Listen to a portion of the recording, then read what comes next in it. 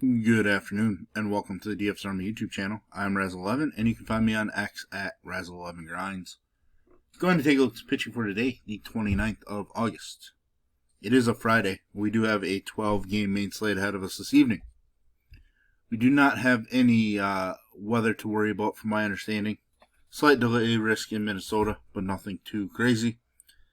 Cooler temperatures kind of across the country for the most part. Once again, the two best hitting environments, Coors and Sacramento. Decent hitting in Kansas City, but still not the best ballpark for offense. A reminder that this is a first look at the pitching options on the slate, and I will be looking at DraftKings as that is where a majority of my action is. If you do play in FanDuel, I would cut my pool in half or so. Pricing isn't quite as tight. You don't have to be as creative. It allows you to get stacks you want with an upper tier-ish pitcher. Now with all that said and done, let's just jump right into the pitching matchups and see what we have in front of us. Milwaukee-Toronto, matchup between two very strong pitchers. Bieber looked phenomenal in his return. A 10K price tag is kind of up there against a tougher Milwaukee offense. And Freddie Peralta, pretty solid, near 10K price tag. He's better at home, so being on the road, not most ideal. Plus, Toronto just doesn't strike out all that much. Even though I like both pitchers, I think it's a spot we can just pass on both of them. Really eliminates, an upper tier pitcher or two from the list. Allows us to focus on some of the other guys. This is a slate that, to me, has a lot of pitching options that on most slates would be in play. But, there's just enough question marks in this matchup for both pitchers that I think I can pass on them and feel okay about it. Next up, Skeens and Tolley. Skeens going to be in play. Always has massive upside. Not as strong on the road, even though his strikeout numbers jump. Obviously, we never know if he's going to throw 100 pitches or they're going to take him out in the mid-70s, whatever. With that said, I'm playing Paul Skeens for sure. Peyton Tolley making his debut. Big-time strikeout numbers in the minors this year. 133 Ks in 91 and 2/3 innings. And taking on one of the weakest offenses on the slate, Pittsburgh. I know they did score some runs in St. Louis throughout the week, but I still love the upside for the left-handed Tolley at 7,600. Probably going to be somebody that I end up super overweight on, which is obviously scary. Major League debut, a lot of things can happen, but I just love the matchup and his K upside.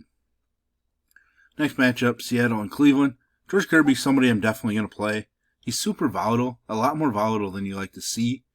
Walks have been up, strikeouts have been down, but when he's right, 26 plus in 4 straight here, multiple 30 plus fantasy point performances, even a 40 spot. Wasn't very good against Cleveland the first time he faced them. He's far better at home than on the road, but still, I think there's upside for him in this spot.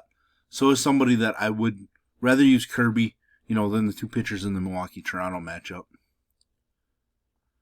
Miami and the Mets, another big name prospect pitcher, Jonah Tong, making his major league debut. Absolutely phenomenal strikeout rate in the minors, 179 in 113 innings. Just phenomenal, just a fast-moving arm within the minors. Really came on last year and just keeps accelerating it this year. I will be using him, but the biggest thing that stands out to me is Miami strikes out about 20% of the time against right-handed pitching. Their projected lineup around 17%. It's just not the best upside matchup for Tong. With that said, he just does have a pretty massive ceiling if everything kind of translates at the major league level. So he's somebody I'm utilizing. I just don't think he's going to have some massive K performance. On the other side, Yuri Perez. It's an arm that I really like. He's just hasn't been the greatest on the road from a fantasy point perspective. Just allowing too many home runs. It's not the best matchup. The Mets aren't a huge K team, and they've been scoring enough runs that I think we can pass on Yuri Perez. He's kind of in consideration for me, just because I do think he has enough upside. But, if we need to eliminate some guys, like he's one of those guys that I think we can just walk away from on a 12-game slate. Yankees, White Sox. Gomez is somebody that we've used. I'm just not going to use him against the Yankees right now. Carlos Rodon, super volatile guy, just kind of all over the place. Walks have been up, strikeouts have been down. 2 runs or less in 4 straight starts, though. Just hasn't shown the upside. Has been better at home than on the road, but he is returning to Chicago. K numbers are stronger on the road, fewer home runs allowed as well. I could see a spot where he kind of goes out there and kind of shows up. With that said, the White Sox, kind of one of those pesky offenses, not that they're good, just that they put the ball in play a little bit more than you expect. So I just don't know how heavy I want to be on Rodon on this particular slate. We see he's projected at 10% ownership. I'm going to refresh it here just to see if anything has changed. But still, we haven't projected about 10%. And at that number, I feel pretty good about 15 to 18% on this particular slate. Next game, Angels, Houston. I'm definitely not playing Tyler Anderson. I'm debating on Christian Javier. Going to kind of fall into the Yuri Perez category. Hasn't looked good. Left the start because he was sick in it. Struggled in this start. His performances are all over the place. Just no consistency. A lot of walks so far. May still only be in around 80 pitches as far as pitch count. Just a lot of question marks for me. So I think I'm just going to end up having to pass on Christian Javier. Now, he, generating about 10% ownership. I thought it was a little higher earlier. So, but 10%, I think it's somebody that I feel okay passing on as well on this particular slate. San Diego, Minnesota. Zevy Matthews, somebody that I've definitely used multiple times this season, but he's super volatile. Walks, can give up home runs. I'd much rather play the San Diego Bats in this spot. Nestor Cortez on the other side, somebody that I think I'm probably going to use, coming off of his second best start with San Diego, or his best start with San Diego, second best on the season. And I think there's a route to upside against this Twins lineup. There's volatility as well. I really do like Byron Buxton, Luke Keyshaw against him. But if he can avoid those two guys, I think there's a route for him to being, an SB2 on this slate. Detroit, Kansas City, Lugo and Paddock, no thank you. Just zero interest in them on a 12-game slate. The Coors game, Cade Horton, been pitching really well. 27-plus fantasy points in 3 out of his last 4 starts. Just really strong stretch for Horton. I am tempted. He was solid against them in Wrigley. So maybe I need to consider him more and more. But initially, I think I'm just out on him in his... I'm pretty sure that first one came in Wrigley. Should probably double check. Yeah. I just might be out on him in his first start in Coors. But having success and the recent trends for him kind of makes me want to reconsider where I'm at with Cade Horton. And maybe I just end up sprinkling him in. We haven't projected at less than 6.5% on this particular slate. So maybe it's somebody I can get in 10 to 12% and just not overdo it. Texas and the A's, Leiter coming off of his best start at the major league level. 10 strikeouts is a lot for him. Actually, it was really strong against the A's the first time he faced them. 7 strikeouts. Walks were an issue. He's been much weaker on the road where he's at tonight. I don't think it's the spot I want to be on Leiter. But I also would not be surprised if he does show up and perform fairly well. Jeffrey Springs on the other side. Solid start against Texas first time I faced him, just no strikeouts. And he has allowed 14 home runs at home. Big home run number, not ideal. I do really like Wyatt Langford and Adolis Garcia in the spot for Texas. Arizona, LA. Definitely going to Blake Snell. Has the upside we want in GPPs. Super volatile for sure, I get it. Can throw a lot of pitches early and often. Really has only had the Ks in 2 out of his 6 starts. But there's so much upside. And I've said it numerous times this season. Like, if I'm going to use pitching against Arizona, left-handed pitching is what I want.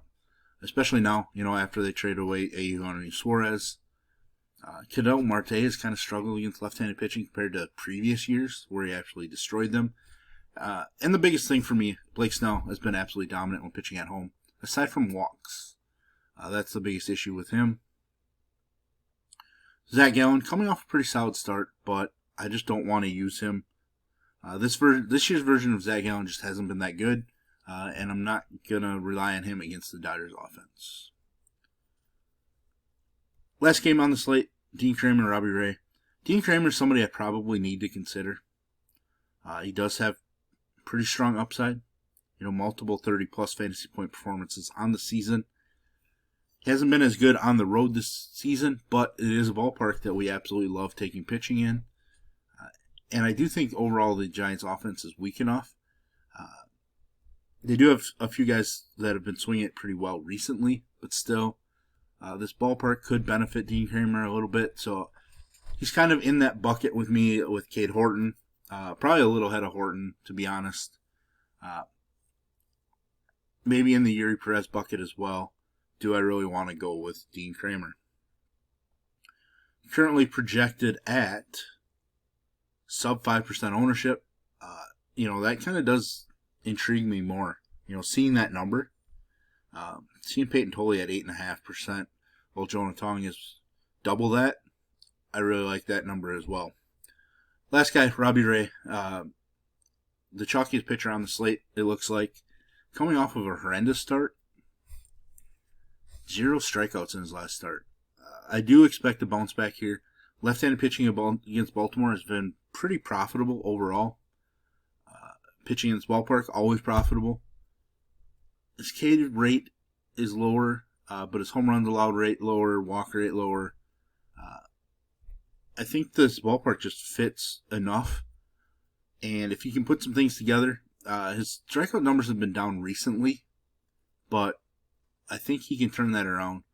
Can allow some home runs, but still, Baltimore against left-handed pitching, I believe, is one of the weaker offenses in baseball at this point. So Robbie Ray makes a ton of sense as the chalkiest option on this particular slate. So there we have it. There's our first look at the pitching options. If you enjoy what I bring to you, please hit the like button, hit the subscribe button, turn the notification bell on, get the alert anytime we drop videos here at DFS Army. If you want to join us, get access to our coaches, tools, sheets, Discord, etc. I will put links in the description below. You can use promo code RAZ, that's R-A-Z, for 10% off monthly. We also have a promo right now that's probably better than using Raz for 10% off. I'm trying to get the code for you guys quickly. Kickoff 2025. If you use the link I send below, use Kickoff 2025, you get 20% off for as long as you are a VIP membership. Any VIP membership with the DFS Army will get 20% off for life. So you definitely want to take advantage of that. I will drop that link in the description over my personal link. And as always, we do have our merch store up. Check out the hoodies, everything. Check out my hoodie, my design, etc. And like usual, best of luck, everybody.